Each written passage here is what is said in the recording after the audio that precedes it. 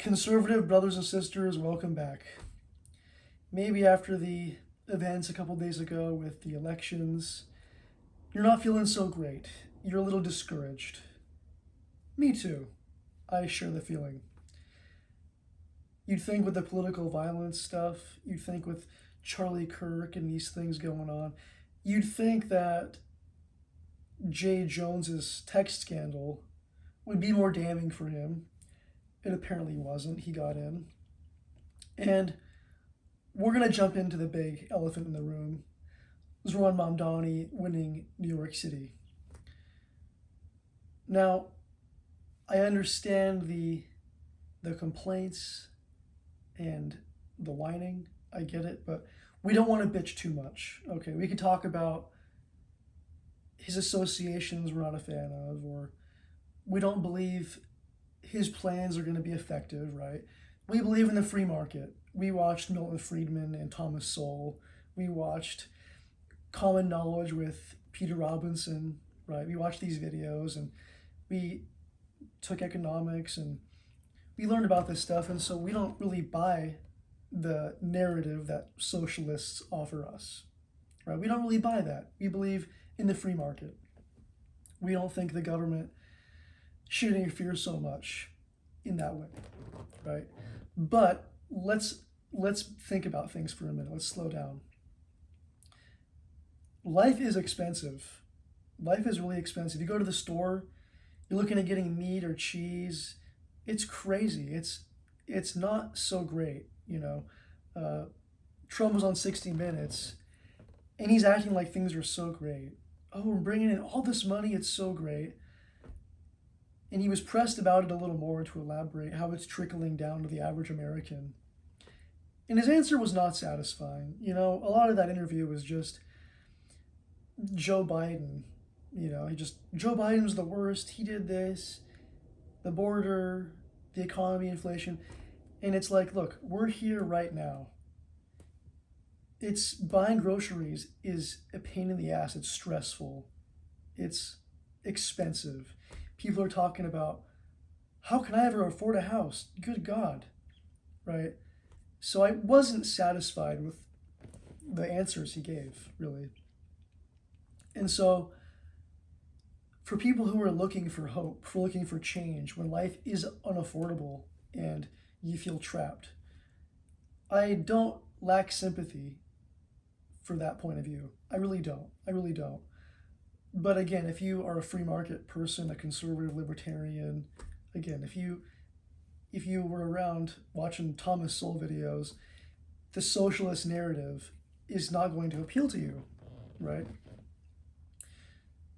But let's analyze, again, let's not bitch too much. Zohran Mamdani was considerably more charismatic. He was more likable. You see little videos of him interacting around New York City with people, and it's not hard to see why people like him, right? Instead of complaining about this guy and shitting on him, why don't we look at our own guys? Why don't we look at the opposition? What did they have to offer? Other than I'm not him. I really don't know. I don't know. I didn't see, the messaging wasn't so exciting for the other guys, right? Cuomo and Sliwa. Sliwa didn't even stand a chance. He didn't even stand a chance and he still kept running. He didn't drop out. He's an idiot. What an idiot. I mean, I don't know what the narcissism was that provoked him to do this kind of, I don't know. I'm not going to get into it. It's just ridiculous. But again, instead of complaining about the other guy or not hearing out what made him successful, like let's not be so hasty. Let's learn, right?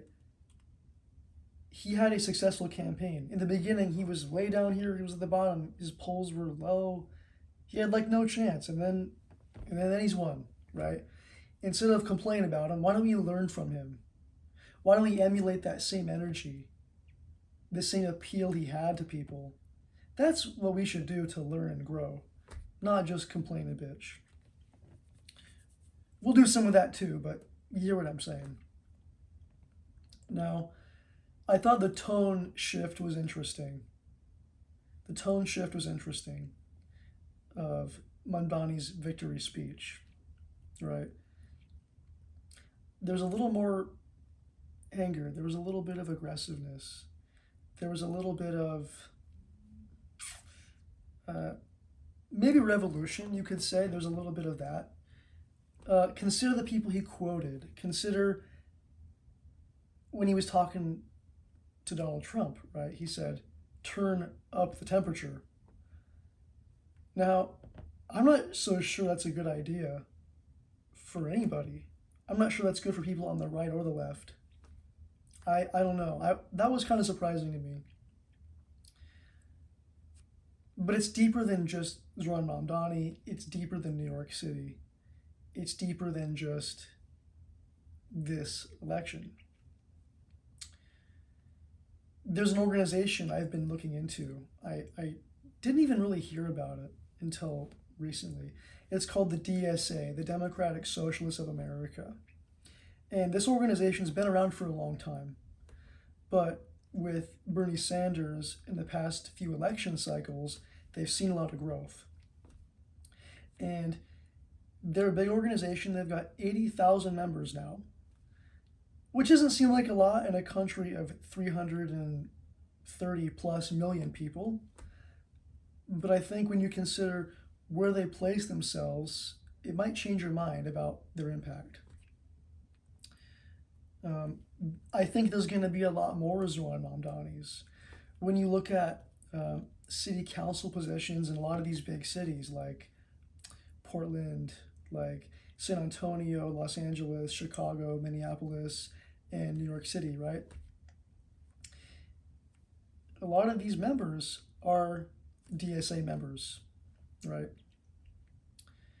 An article in the Free Press by Olivia Reingold talks about the DSA's plans for Detroit, the city council in Detroit, for school board in Pittsburgh, and even the 28 presidential runnings, right?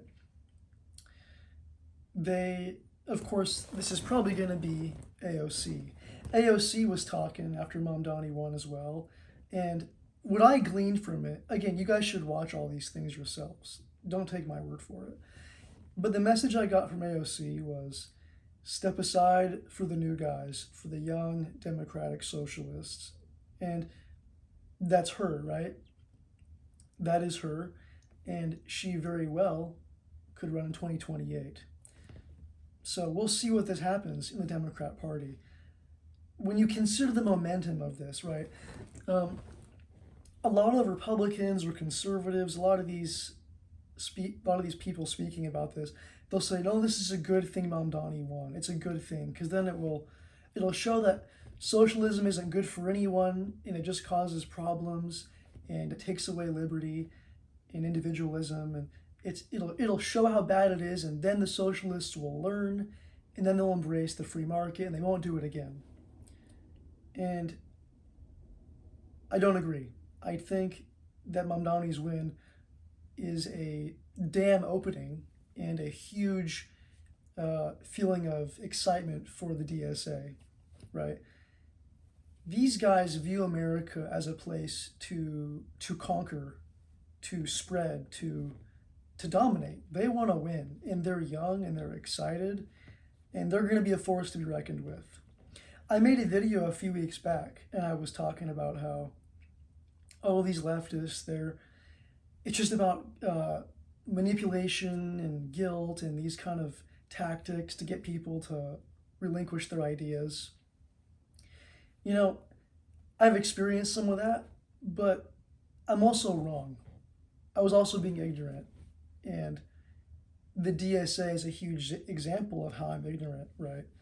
This organization is big. There is organization. There is strategy. They have their own website too. I encourage everyone watching to go take a look at it. They've got their events on there. They've got articles and lots of interesting stuff to see and take a look at. I think it's worth apprehending and understanding what these guys are about, what their plans are, and they see the gates opening with this win, I believe. I believe it's only going to invigorate them, And it'll be interesting to see the effect it has on the Democrat Party. This might be bold. This might be maybe a brazen comment to make. But I do believe these guys will usurp the Democrat Party if they're not understood properly.